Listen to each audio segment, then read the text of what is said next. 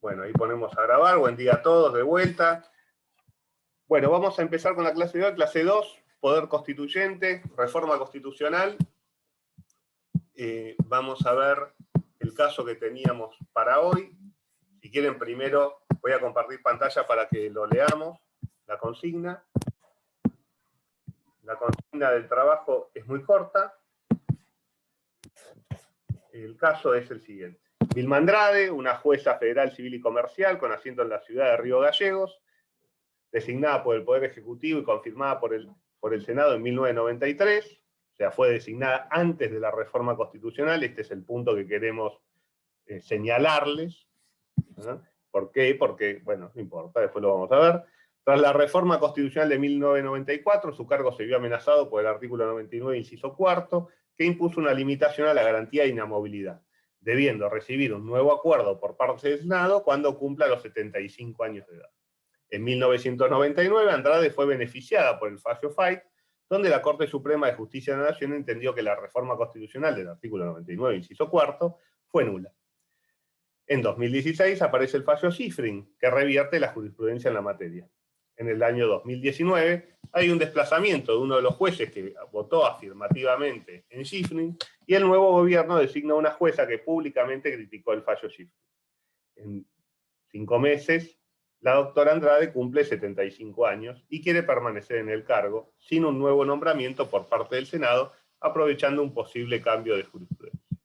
Y bueno, la consigna es, por un lado, algunos de ustedes que sean abogados o abogadas de la doctora Andrade, a otros que sean abogados del Estado que van a contestar esa demanda, y otros que sean jueces de la Corte. Y lo que queríamos que analicen en este trabajo es las atribuciones de los poderes constituidos, básicamente las atribuciones del Congreso, también del Poder Ejecutivo, en el mecanismo de decidir una reforma constitucional, el alcance de las atribuciones de la Convención Constituyente, o sea, el poder constituyente derivado, el alcance del control judicial que pueda hacer la Corte sobre estas decisiones de la Convención Constituyente, que es poder constituyente, y el cuarto, si la medida viola o no la garantía de inamovilidad de los jueces. ¿Está bien? Y el límite de edad. Así que, si les parece... Una cosa. Sí, Pato. En general, las consignas o los casos que damos tienen una parte de verdad y una parte de ficción. Nosotros generalmente tratamos de ser bastante explícitos en cuál es cuál. Justamente hacemos cambios en la realidad para hacer algo más fácil o más complicado, justamente algún tema en particular que queremos que analicen.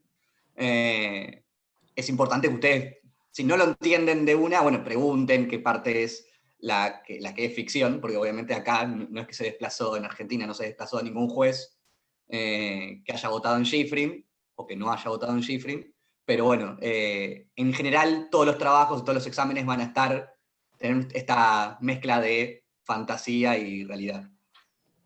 Y a veces lo hacemos para divertirnos, nada más. Sobre todo Patricio, que gusta ponerle tópicos así a los temas. Bien, bueno, escucho a alguna abogada de Andrade. La idea es que ustedes desarrollen los argumentos, esos argumentos sean contestados por los abogados del Estado. Vamos a tratar de participar lo menos posible con Patricio, pero vamos a moderar la discusión y vamos a ir explicando o participando en la medida que veamos que es útil pedagógicamente. ¿Está bien? Así que, no sé si Santiago u otro, pobre Santiago que había hablado antes, si querés empezar o si quiere empezar otro. Sí, no tengo drama, pero... Dale, Santiago, te escuchamos. Bueno, tengo el trabajo acá.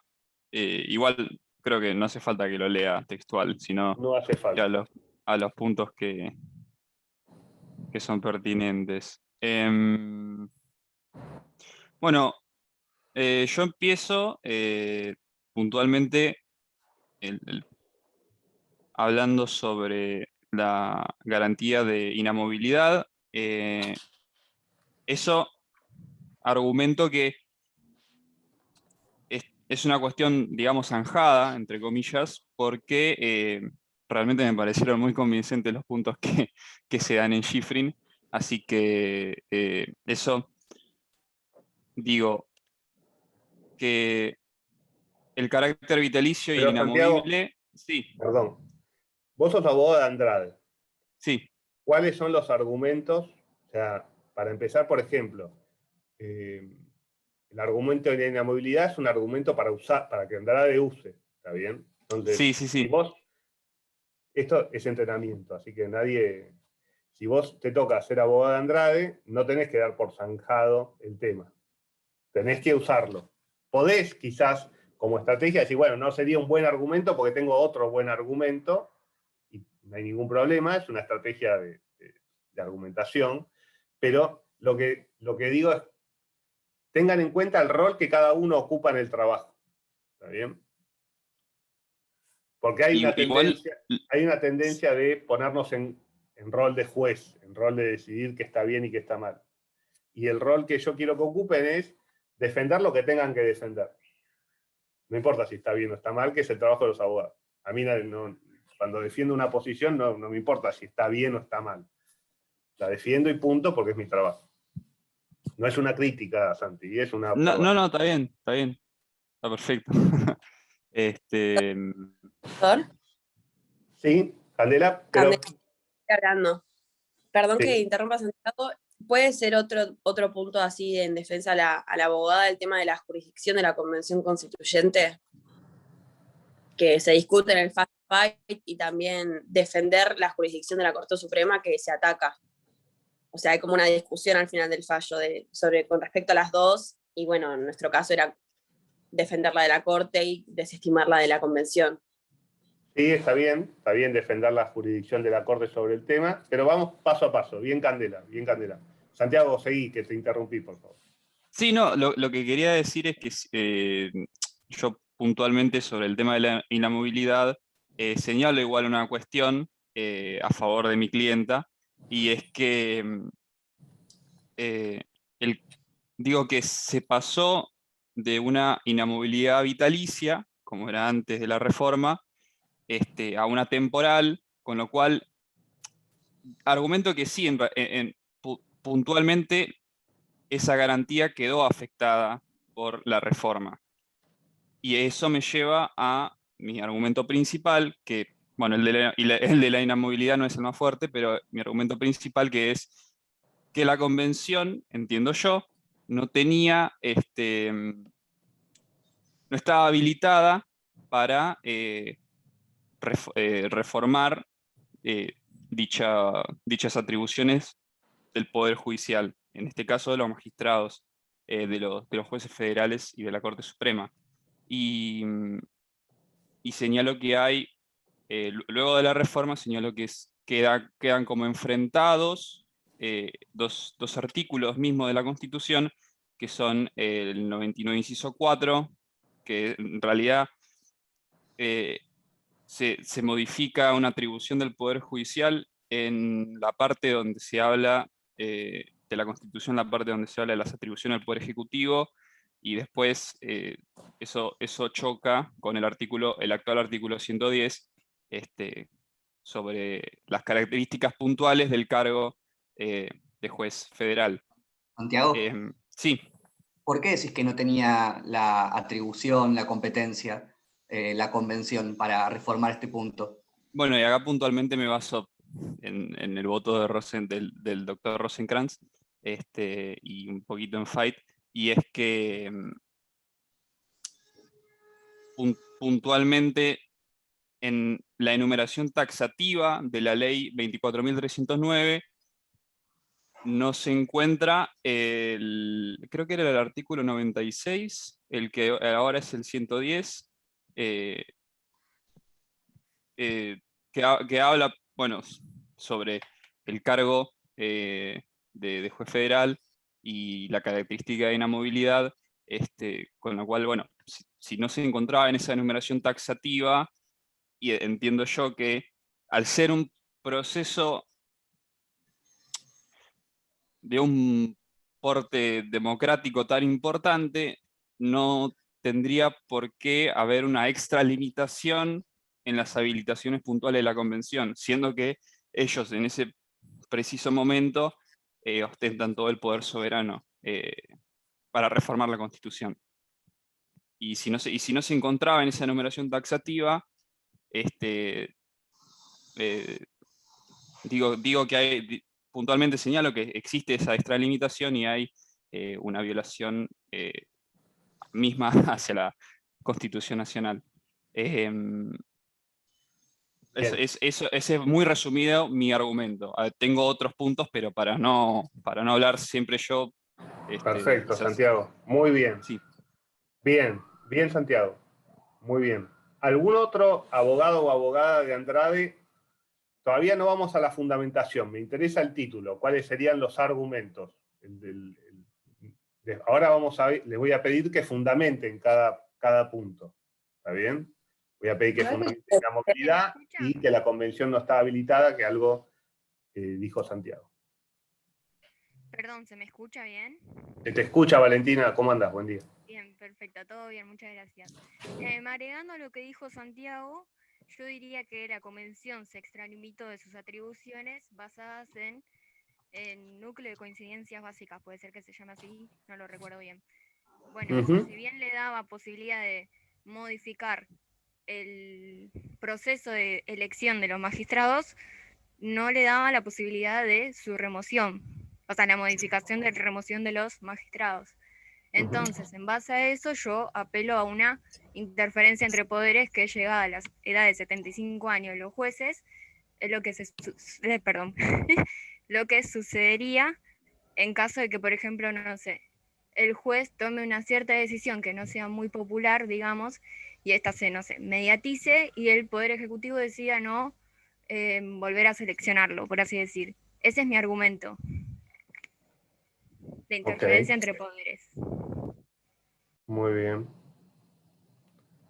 ¿Otro? Yo soy siendo abogada de, no soy abogada, soy abogada de la doctora. No entiendo bien cuál era la competencia de la convención. ¿Quién la establece? ¿Quién establece la jurisdicción? ¿Y quién dice que no tiene la posibilidad de la modificación o remoción de los magistrados? Así, no con respecto al trabajo, sino en general, teóricamente. Sí, se podía profundizar, no sé si más al final de la clase o demás.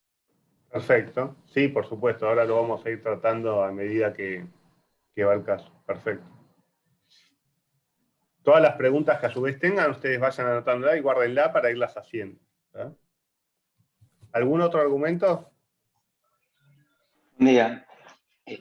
A mí me tocó ser el defensor del Estado Nacional. Y yo Pero básicamente primero, Josué, Sí. primero vamos a terminar los argumentos de Andrade. ¿Alguien más? ¿Algún abogado o abogada no. de Andrade? Ningún problema, Josué. ¿Tiene algún otro argumento distinto a la inamovilidad, que la convención no está habilitada y que la reforma implica una interferencia entre poderes, como dijo Valentina recién?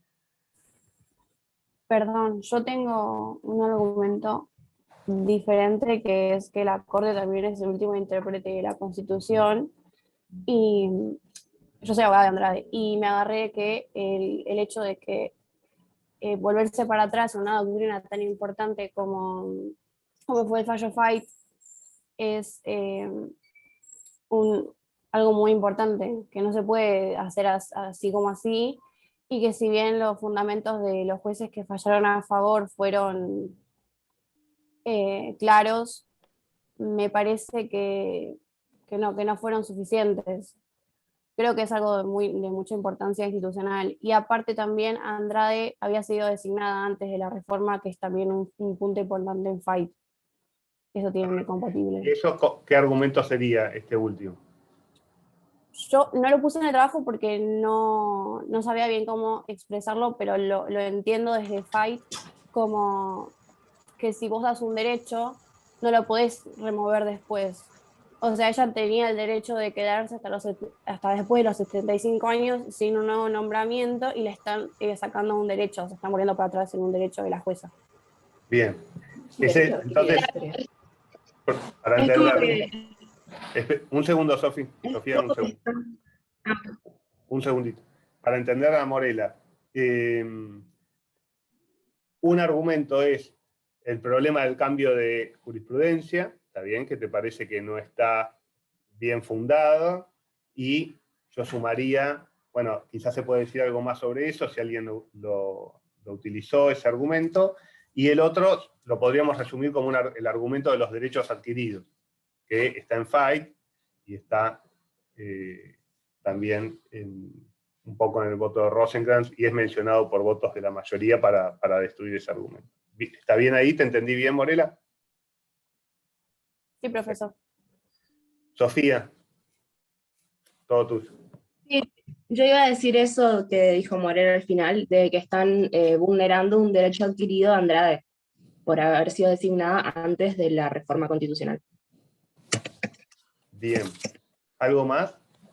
Yo lo que agregué fue que Sí. haciendo un análisis del espíritu de la norma, del núcleo de conciencias básicas, y al intentar atenuar el sistema presidencialista, que sería como el primer punto, que sería como contradictorio otorgarle el poder justamente de avanzar sobre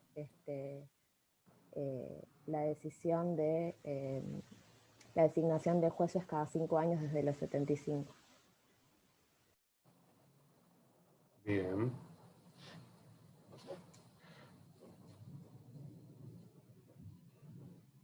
Bien.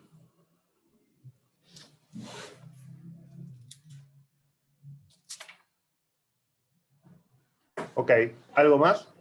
Buen argumento. Sí, y que, perdón, a la luz de los hechos desde Schifrin hasta la actualidad, porque, perdón que me meta en esto, pero a mí me resultaba extraño que Halton de Nolasco no votara. Y me puse a buscar que Halton de Nolasco justamente unos meses antes del fallo Schifrin había presentado un amparo sobre la misma temática, y se planteaba o se denunciaba de alguna manera que a cambio de que el Estado no... Perdón, presentó un amparo, tuvo una medida favorable de parte del juez, y el Estado no apeló, entonces quedó firme en el cargo. Y se planteaba que a cambio de eso votó el 2-1, ¿no? Ese es como un planteo que se hace, y por lo menos una denuncia pública de algunos sectores, y a los meses sale el fallo Schifrin, del cual ella ni siquiera se exime de votar, o sea, directamente no está su firma. No sé yo cómo lo incorporaría en un fallo, como defensora o como abogada de la doctora Andrade, pero creo que sería de alguna manera insinuar que cada 5 años tener que estar renovando el cargo de juez puede implicar influenciarte en algunas decisiones respecto al Poder Ejecutivo, o senadores, o integrantes, o quienes hayan sido y sean presidentes, y también puedan tener hasta causas personales, no solamente en términos de Estado. Bien, o sea que para reconducir el argumento que yo tengo como 6, de esto de que vos planteabas de que era atenuar que era contradictorio la pretensión de atenuar el presidencialismo con darle la atribución de participar en la renovación de cargo después de los 75 años, ahora lo robusteces ese argumento planteando de que eso podría afectar la independencia de los jueces. ¿Lo estoy reconstruyendo bien tu argumento? Sí, sí, sí. Bien, ok. Lo resumís, gracias. Bien, ahí robusteces bastante el planteo. Y sí, eso es un argumento para usar de Andrade. El tema de Hayton, digo, ya que se mencionó, para no dejarlo pasar, las interpretaciones las tiene cada uno, ¿está bien? Con lo cual, los hechos del caso son que Hayton efectivamente había cumplido, o estaba por cumplir los 75 años, inicia un juicio al amparo de la jurisprudencia de Fait, lo gana, ahora la verdad que no me acuerdo si lo gana en primera instancia y en Cámara, o solo en primera instancia, creo que había llegado hasta la Cámara el tema, y el Estado Nacional no apeló, no interpuso recurso extraordinario federal, con lo cual el Estado Nacional, en ese momento, que el presidente era Macri, dejó firme la sentencia de Hayton, que le daba la posibilidad de mantenerse en el cargo después de los 75 años.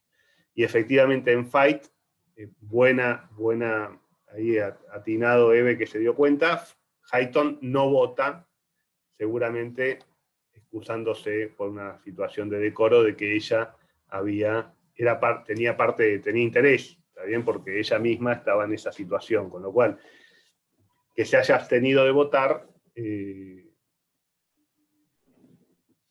habla bien de ella en ese sentido, y es una de las críticas que recibieron los jueces en el caso Fight, que votaron los jueces de la Corte en el caso Fight, estando involucrado uno de los propios jueces de la Corte y pudiendo entenderse que estaban interesados en el resultado del play. Y efectivamente, una crítica o una situación que se da y que ahora está en el debate público, de hecho, porque con todo el tema de la reforma de la justicia y el papel de la Corte, y bueno, todas las discusiones que hay, que están en los medios y demás, es que efectivamente la Corte, unos meses después de que no entendió en Hayton, cambia el precedente Schifrin, cambia Fight y emite Schifrin, con lo cual la permanencia de Hayton a la luz del fallo Schifrin no sería posible. Lo que pasa es que tenía un fallo previo que había adquirido firmeza. ¿Está bien? Son esas cosas de los abogados y del sistema judicial y los efectos de la cosa juzgada que le permiten a Hayton integrar la Corte, a pesar de que la propia Corte tiene dicho de que no debiera participar. Otros jueces, ahora se me ocurre el de Zaffaroni, pero no me acuerdo si hay otro, renunció a los 75 aún cuando tenía la posibilidad de mantenerse por los efectos del caso Fight. Digo, cierro esto simplemente para que no quede en la nebulosa el tema. ¿Algún argumento más para Andrade?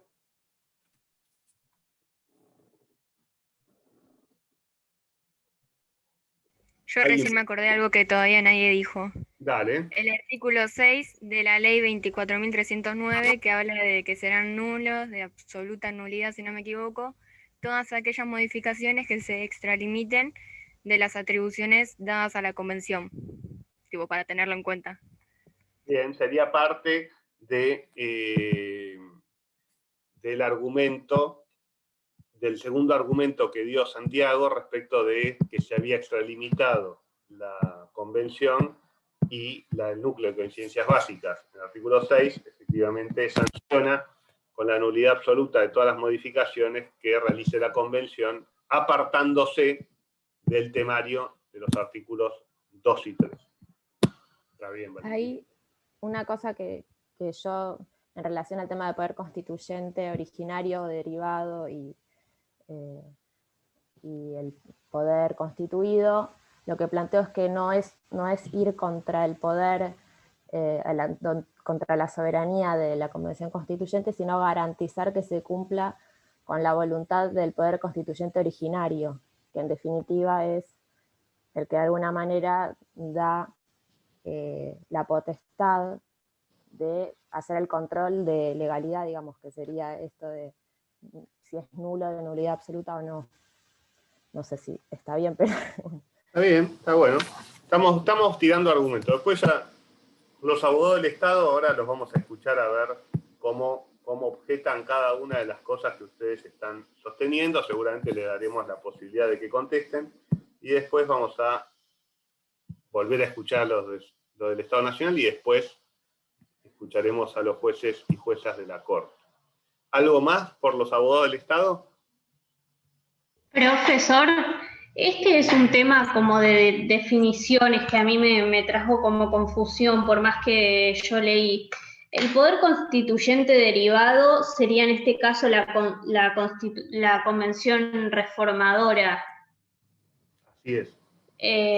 Sería, y el poder constituyente originario sería el Congreso. No.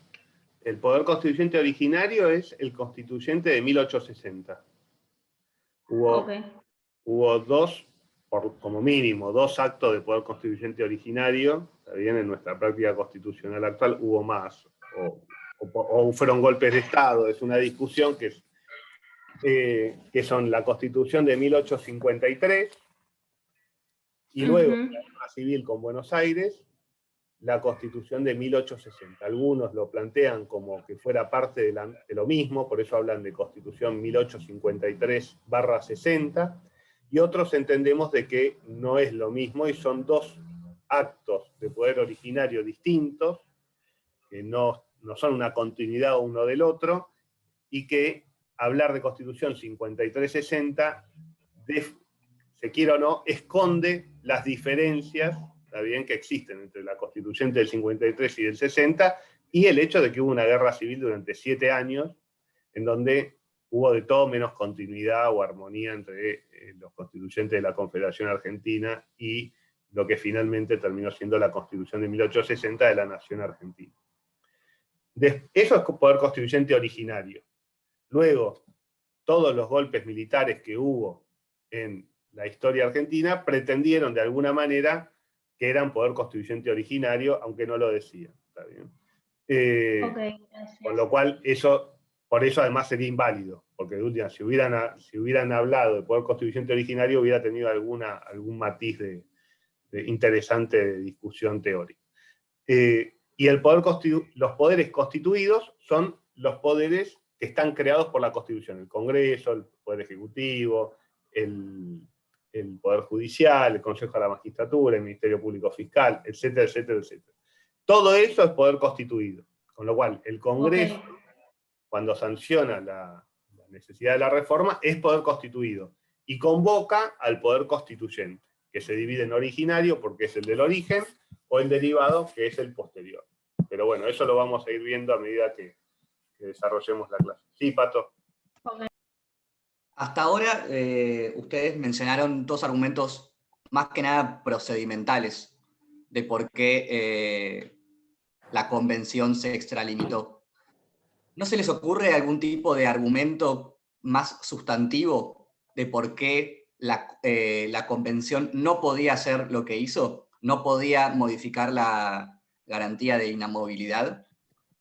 Porque es un argumento que está, no tanto en el voto de Rosenkrantz, pero sí en el de la mayoría. Yo tengo, perdón, hola, buen día. Mi núcleo argumentativo, que yo soy defensora del Estado, va por ahí, digamos. O al menos yo creo haberlo elaborado desde ese lugar. No sé si quieren que espere a que empecemos a elaborar los argumentos del Estado. Esperamos. O que algún compañero desarrolle. Esperamos al Estado, pero Patricio acá se dieron algunos argumentos, ahí para hablar el mismo idioma. Vamos a hablar nosotros mucho de argumentos procedimentales y argumentos sustanciales. Los argumentos procedimentales, como recién dijo Patricio, es cuando el argumento es, bueno, no estaba habilitado, ¿está bien? O no se cumplió el procedimiento, o que en general ya lo vamos a ver, están emparentados con lo que es el principio de legalidad y el debido proceso adjetivo. ¿Está bien? No es la autoridad competente para decirlo, o para decidirlo, o no lo hizo conforme a los procedimientos que corresponden. ¿Está bien? Y luego, cuando hablamos de sustancial, hablamos de razones de fondo, de razones, si quieren, axiológicas. Por ejemplo, acá se dijeron como mínimo 2, que atentaba contra la independencia judicial, que eso es un valor axiológico, no es procedimental, es un valor sustancial. Se considera que la independencia judicial es algo bueno, entonces un argumento es que afecta a la independencia judicial. Y el otro es que afectaba la inamovilidad, con lo cual, esos 2 son 2 argumentos, por ejemplo, no es porque hayan dicho solo esos 2, pero son 2 argumentos de tipo sustancial. Patricio va más allá y dice, bueno, ¿y en qué se fundan estos 2 argumentos sustanciales? ¿Hay algo más para decir? En el fallo Schifrin se dice. No sé si entendí bien. ¿Por qué sería importante por qué no se podría afectar la independencia judicial o la inamovilidad? ¿Cuál sería el problema? No sé si entendí bien la pregunta de Patricio, pero yo también señalé un punto de la historia, o sea, de ver qué hicieron los constituyentes que vinieron antes que nosotros, cómo interpretaron ellos el artículo 30 de la Constitución para reformarlo y que siempre se acataron a lo que decía la ley que emitió el Congreso. No sé si eso puede ser, o Patricia apuntaba a otra cosa. Ese es un argumento procedimental / sustancial, ¿está bien? Un buen argumento, está muy bien, Morela, que en el lenguaje de Nino sería la práctica constitucional. O sea, cómo venimos haciendo las cosas, amén de cómo esté escrito que se hacen las cosas, tiene un valor. Y entonces, si uno sería cambiar la práctica sin razón, podría ser entendido como trampa, porque bueno, todos entendíamos que esto era así. Entonces, por ejemplo, cuando el presidente Macri designa por decreto a Rosenkrantz y a Rosati, ¿está bien? La Constitución, en el artículo 99, inciso 19, si mal no recuerdo, efectivamente habilita al presidente a nombrar en comisión a los cargos que requieren acuerdo del Senado. ¿Está bien? La Constitución dice, todos los cargos que necesitan acuerdo del Senado los puede designar el presidente en comisión. Jamás se había entendido de que eso servía para nombrar un juez de la Corte. Jamás se había hecho. Nadie lo había pensado, ¿está bien? Y nunca se había hecho. Se habían nombrado embajadores con esa atribución, o se habían dado ascensos militares. Pero nunca se había elegido por parte de un gobierno constitucional, ¿está bien? No hablamos de las dictaduras militares, que no viene al caso, jueces la Corte de esa manera. Entonces, amén de que había dos discusiones ahí. Una discusión era que el artículo 99, inciso 19, no permitía eso, o sea que el presidente no tenía la atribución por parte de la Constitución, y había otra forma de atacarlo, de que era, bueno, pero nunca entendimos ese texto de esa manera. Es como sacarme un conejo de la galera, está bien, porque sos muy inteligente, pero no es la forma en la que nosotros venimos entendiendo. Entonces, es un entendimiento que implica hacer trampa. ¿Por qué? Porque no es la práctica que veníamos teniendo. Es un argumento posible. Hay varios más también. Hay otros que podrían ir directamente por lo sustancial. Bueno, no se puede nombrar así porque afecta a la independencia y la inamovilidad, porque son jueces que al estar en comisión pueden ser removidos, con lo cual no se garantiza la imparcialidad, y ahí entonces atás el tema de la falta de atribuciones con un argumento sustancial, que por eso además las formas hacen a la sustancia. No por nada los jueces de la Corte, los jueces tienen un mecanismo de selección especial para garantizar la imparcialidad, porque si a los jueces los puede designar el Poder Ejecutivo de turno, y los puede remover el Poder Ejecutivo de turno por su propia elección, sea cual sea, no está garantizada la independencia. Entonces, la función procedimental tiene que ver con lo sustancial. Pero no me quiero ir por las ramas con esto. Sí, Ignacio. ¿Qué tal? Buen día. Yo soy del Estado, pero recuerdo cuando estaba buscando los argumentos en GIFRIN, en el punto 27, de los incisos A al I, te dan todas las argumentaciones de por qué la Convención Constituyente, el Congreso como poder derivado y demás. Y cuando concluyen el punto I, dice que no se ha vulnerado el principio de independencia judicial que hace a la esencia de la forma republicana de gobierno. Ello así, dando el límite de edad, Ignacio, modifica únicamente el carácter vitalicio del cargo, pero Ignacio, no la garantía de la movilidad. Ignacio, Sí. Ignacio, Sí. primero dejemos que terminen los abogados de Andrade, y después Sí, sí. la palabra. Se ¿Me escucha escuchás? bastante mal igual, te digo. Sí. Se escucha bastante entrecortado. Sí, sí. Bueno, ¿algo más de los abogados de Andrade? Ahí Victoria menciona en el chat que se podría violar la garantía constitucional. Voy a acomodarme el lugar entonces. A ver, Victoria, no entendí el punto. Hola, profe. No, yo Sí. puse que para mí se violaban garantías constitucionales porque ellos, el Congreso no había habilitado la reforma, digamos. ¿A qué te referís con garantías?